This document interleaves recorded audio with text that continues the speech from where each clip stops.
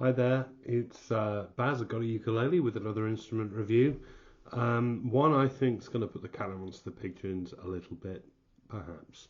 Um, Regular readers of my website or viewers of the YouTube channel um, will know that I'm a big fan of these things, which is the Magic Fluke Flea. This is my trusty flea, battered, covered in stickers, but I absolutely adore it.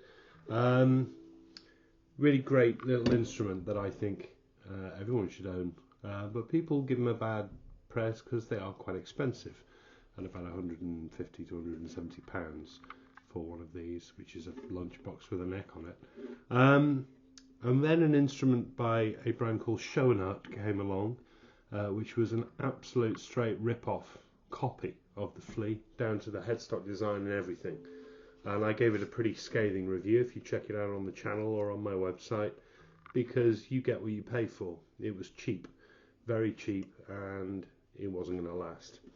And then there's been a big noise around in the uke world with people speaking very highly about these by a brand called Alic, A-L-I-C. They're Alic Soprano. Now, okay, this is a slightly different shape to the Flea, but notice any similarities? Yeah. Not a boat paddle pineapple shape, but a traditional uke shape. Doesn't stand up like the Flea, which is immediately not as satisfying. Anyway, here we are. Let's take a look, see what this is about. It's the same principle. So you've got a wooden neck onto a plastic kind of bowed back with a plywood laminate top. This is one of the plain colours that they do. They also do a range of 3D image printed ukuleles, which I think are probably about the most awful thing I've ever seen in the uke world. So I got hold of a plain one because I think, oh please don't get a Hawaiian image on the cover of your ukulele. Don't. These come in all sorts of different colours. Nothing too exciting to say about it. It's a satin finish. The Magic Fluke Flea finishes are a little bit glossier and also quite a lot cooler, I think, because when they have some patterned finishes, they're the sort of finishes that you want, like the tiki or animal prints and things like that. But this is just plain. There's a bit of wood grain through there, and the immediate first difference you will see, and there's some close-up photographs on the blog if you take a look, is that the top on this is a lot thicker laminate than that used on the Flea. This is unspecified laminate. On the Flea it is pure Australian hoop pine laminate, so it's still laminate, but it's all from the same tree. And this is this is just cheap laminate, so it's pretty thick. We have a plastic molded and compensated bridge with the molded saddle, and it's a slotted bridge like the Fleas are, and that's all set and dropped down into a molded composite polycarbonate plastic back, injection molded job. Attached to that is a wooden neck, unspecified wood, made out of 1, 2, 3 pieces. It really needn't be 3 pieces because it's not got a particularly deep heel on it. You can't really see that. Here's the joints. I think it looks horrible actually. The grain doesn't match, the colours of the wood on the joints don't match. It's just rough and ready. But these are £50. I didn't say that, did I? The Flea is £150 at least. Laid on top of that wooden neck, copying the Flea, is a polycarbonate moulded one-piece fretboard. So the frets are plastic set in to plastic. We have some fret markers in plastic, white plastic, in the shape of flowers and butterflies, which I think are twee and not to my taste, but there we are. We have no side fret markers, no side fret markers on the Flea either. Like the Flea, we have a 0 nut, which is an extra fret here, just in front of the nut, which basically sets the intonation for the instrument. Now, I bought this from a fairly unspecified, unknown music shop that deal these rather than a specialist, because I wanted to see what it would arrive like if you just bought one from anywhere, like Amazon. Being precise with this fingerboard and the way this works, I wouldn't expect there to be a problem, to be honest, short of that bridge being in the wrong place, but we'll come on to that. The headstock differs completely from the flea. It's a traditional ukulele style headstock. It looks alright. The Alic logo is screen printed on the top. It's actually got a flaw in the screen print, which would annoy me, but you know, it's cheap. And tuning provided by pretty generic gaudy geared tuners, open gears with pearloid buttons.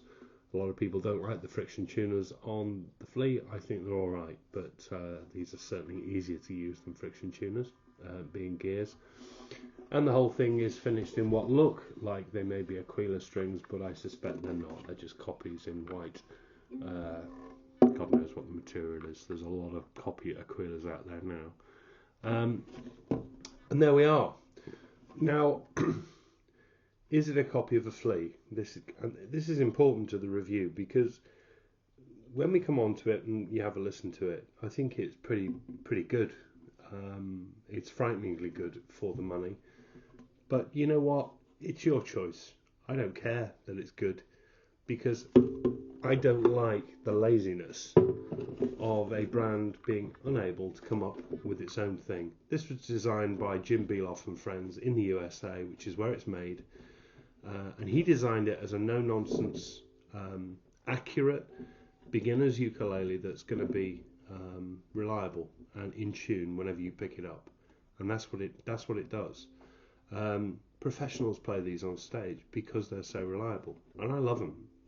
And yeah, they're a bit expensive, but you know, you're paying for that development and that idea as much as you are paying for the uke. If that doesn't matter to you, that's your call. It matters to me, and I think this is lazy. I think this is just Chinese. We will copy that and do our own thing and knock it out cheaply.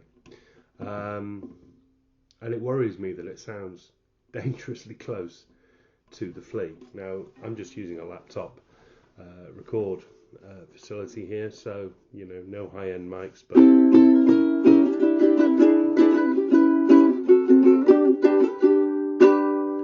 it's pretty warm. Compare it to the flea.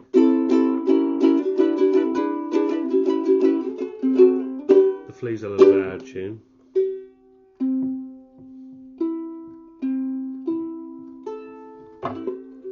I think the flea, when I play them side by side, just edges it, but there's really nothing in it. Far closer in tone to the flea than I really want to admit to you. That's the way it is. But like I say, does that matter? I wouldn't buy one of these.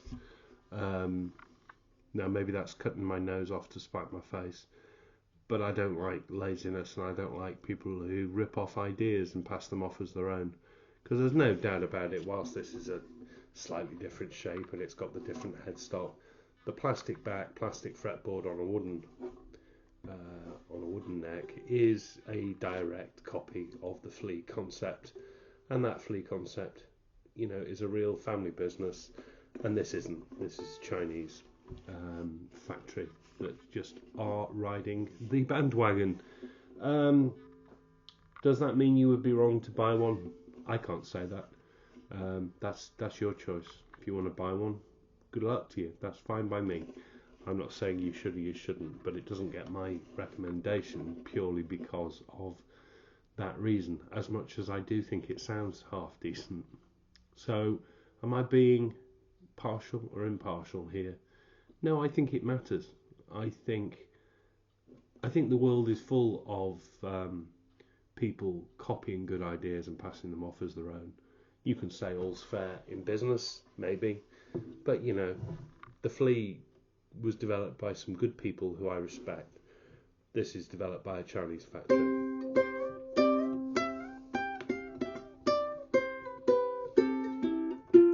What I would say is compared to the Show and Hut, it seems to be a better deal. But let's just have a think about it a little bit more closely. One thing I did in the test with the Show and Hut is I took a small Allen key and pressed it onto the frets down here, because I wanted to see whether this fretboard would stand up to playing. Now my flea there is 5 years old and it's starting to show some signs of wear in the fretboard. It happens with the fleas, but it took 5 years to get there, and it gets played pretty much on a daily basis. I can go to Flea and I can order a replacement fretboard which just simply drops on and replaces the one I've got.